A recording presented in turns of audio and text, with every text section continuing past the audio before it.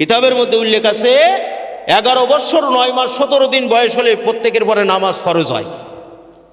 এখন 50 বছরে যাই মনে করেন নামাজ পড়া শুরু করছে। 11 বছর 9 মাস 17 দিন ইংরেজি সন হিসেবে 12 বছর ধরেন।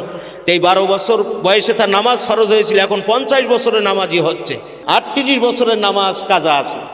38 বছর আল্লাহর রোজা রাখে নাই, 38 বছর আল্লাহর জাকাতটা দেয় নাই, 38টা বছরের মধ্যে পবিত্রতা অর্জন করে নাই।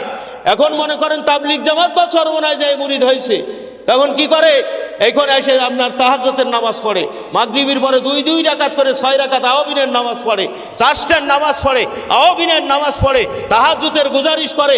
এই বেচারার নামায় আমলে যে 38 বছর ফরজ নামাজ কাজা আছে এই সম্পর্কে ধারণা নাই। কথা বুঝেছেন? অথচ আল্লাহর নবী কি বললেন? এক ওয়াক্ত নামাজ যদি কেউ ছেড়ে দেয় তাহলে তার 6400 বছর জাহান্নামে যাওয়া লাগবে। আপনি 38 বছর নামাজ কাজা করে আসে আপনি তাহাজ্জুদ গুজারিশ হলেন, আপনি জিকিরকারী হয়ে গেলেন, আপনি দাওয়াত ও তাবলীগের মেহনত শুরু করলেন, অথচ আল্লাহর হক 38টা বছর আপনি অমান্য করেছেন। এখন এ তওবা কি আস্তাগফিরুল্লাহ, রুটি মাগনা ডাইল ফিরি না, সমাজ এটা জানে না। এটাই হলো ফরজ মাসলা।